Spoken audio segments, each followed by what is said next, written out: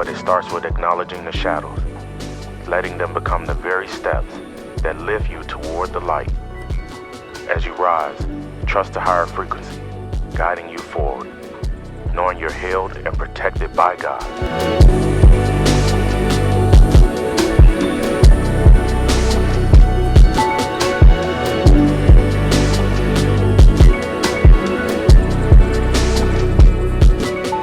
What's your name and your title? Hi, I'm Ryan Henson, and I'm a train operator at the Brown line at CTA. And operator, where are we today? We're at Kimball, the terminal itself. Can you give us some history how you got started with CTA and previous positions? So I moved here from St. Louis about 2 years ago, and I immediately got hired as a flagger. So it was really cool getting to learn CTA and be a part of CTA at the same time. I flagged out of Harlem and Lake for about 6 months, and then I came over to Harlem as an operator, and then the first pick I ran to Kimball because I live so much closer. And what was that experience like when you were flagging? Did you enjoy it? I did enjoy it. I thought that it was really cool getting to see the railroad from that perspective. I thought it was cool helping build the Damon station, and the Green Line includes all the loop stations, so whenever I did booth work I would be downtown. And it was cool getting to see all the tourists who had never used a train before and help them out. Okay, operator, give us a run through. How do you start your day? Talk about your run and what you see on a day-to-day basis out there.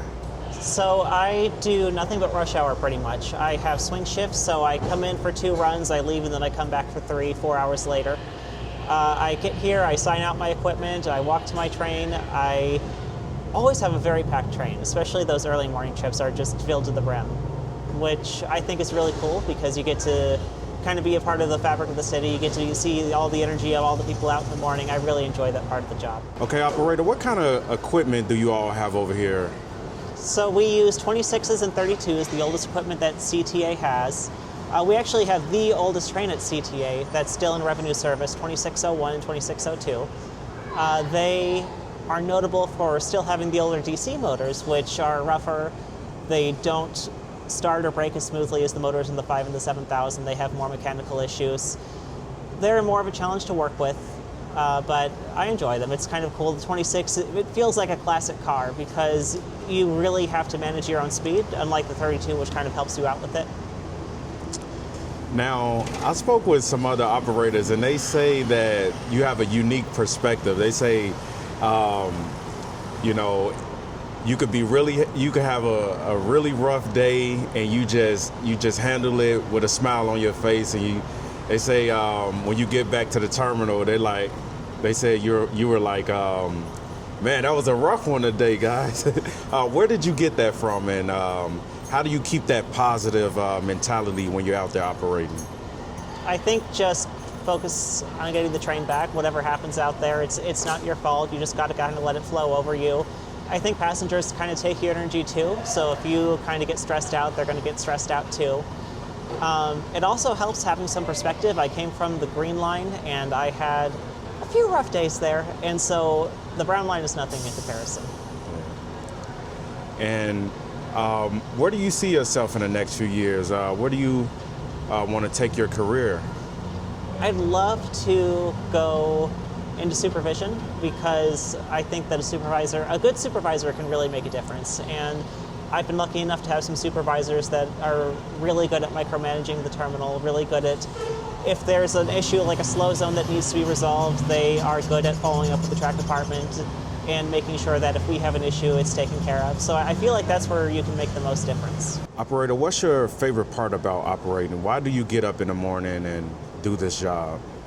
I just think that I'm incredibly lucky to be where I am, that I get to see and experience the city from a completely unique angle, that I get to be a part of 1,000 people's lives every day. I get to take them to work, take them home, take them on their first dates or to school. I love seeing the energy when they get on the train. I love making jokes on the PA.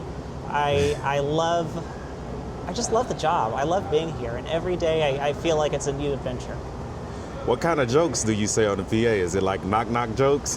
They're usually puns. Whenever I get back to Kimball, I tell them that I hope they had a Kimball on the train. When there's a red line coming, I love connecting with the red line. I love seeing them dart off the red line and jump onto my train. Yeah. And I tell them there's a beautiful red line train on the other side, and it goes all the way to Howard.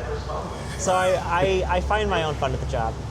Yeah, that's nice. Do you see yourself operating any other line? I'd love to operate on all of them at some point. I know that's probably not going to happen. I would love to operate on the red line because I think it's really unique in that the red line has a ton of socioeconomic diversity. I think it's cool that it also has the yellow line, and there's nothing else like that at CTA. You get the purple line, which is the only express line at CTA. I think the blue would be fun because you get the newest equipment. I think the subway would be fun. But the brown line is closest to where I live, so that one wins. So we have viewers that watch the channel, and they aspire to be bus operators and train operators for CTA. What advice would you give them on coming into the company and just navigating their career? I think part of it is to recognize that you're going to make mistakes. When you become an operator, it's really a trial by fire. You're going to run into situations that you've never seen before. You have no idea what to do, and you got to kind of make the best of it.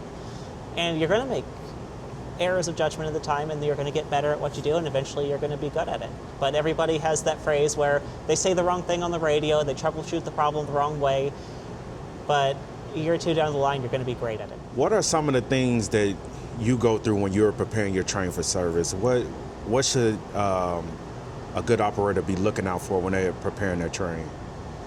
I think the most important things is just make sure all the critical things work, that your announcements work, that your headlights are on. Sometimes you get out there and then you learn you have one thing that doesn't work that you really need it to work.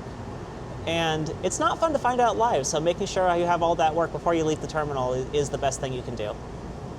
What do you think is a good time to actually get out to the platform to prepare the train? Do you think you need like 5 minutes, or how much time do you typically take to prepare your train for service? So I always try and get out here 10 minutes before I'm supposed to depart. Now, operator, would you say this job is more mentally demanding or physically demanding?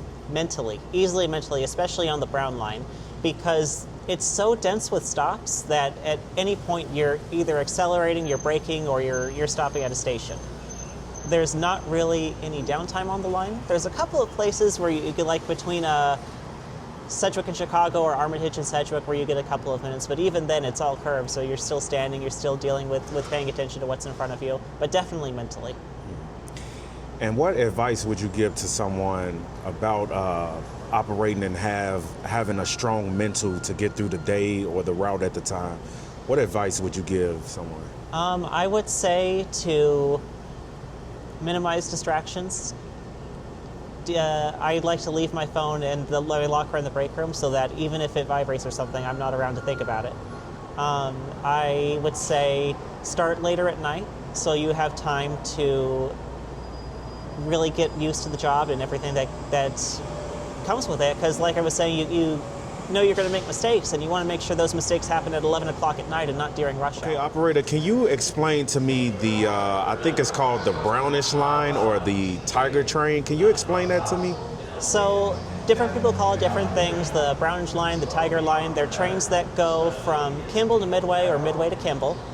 And they are right now only seen routinely during the AM rush. And the reason they do that is because Kimball's yard is so small that the only way they can make all the rush hour trips they have scheduled is to borrow from the Orange line. So they'll run a train from Midway to Kimball, and then it'll go from Kimball to Washington Wells to Library, and then at Tower 12 it'll go to Roosevelt and do this regular Orange line thing. On very rare occasions, like during Pride or other events, they'll have extra runs that go from Kimball to Midway. And I think it's cool because it's a really unique thing, it's a really unique reason, and it does occasionally throw people off, because you'll be expecting a normal Brown Line train and you'll be expecting to get off at Adams and Wabash, and then it doesn't go to Adams and Wabash. But it's cool, especially if you're trying to get to the airport. It's a nice little thing to find sometimes. Now, have you ever did that run before? I'm not cool enough to do them. Like I said, the only people who can actually pick them are out of Midway, and the only way that you would get them is if you're on the extra board and you just happen to get assigned a trip to Midway. I know a couple of people who have done it. I know on very rare occasions when there's an emergency, they might send you to Midway. But more than likely, they would send you just to 14th Middle near Roosevelt before they send you to Midway. Okay, operator. So you mentioned you were living in Missouri. How long were you out there, and what made you make the move to Chicago? So I was born in California. I moved to a small town in Missouri. Then I moved to St. Louis. I finished my degree. I have my degree in social work, and I came to Chicago because I love the lifestyle it offers. I love being able to take a bus or train everywhere. I don't have a car. I don't want a car. Chicago is one of the only cities that lets you have that kind of lifestyle. So it's kind of like a cheat code where you work at CTA and then you also take the CTA to get everywhere, because I feel like you get such a cool perspective about how that whole world works, and I'm really glad to be a part of it.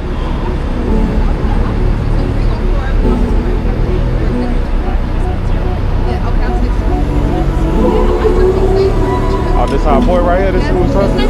Hey, nice to meet you. Yeah, nice to meet you. Have a good one.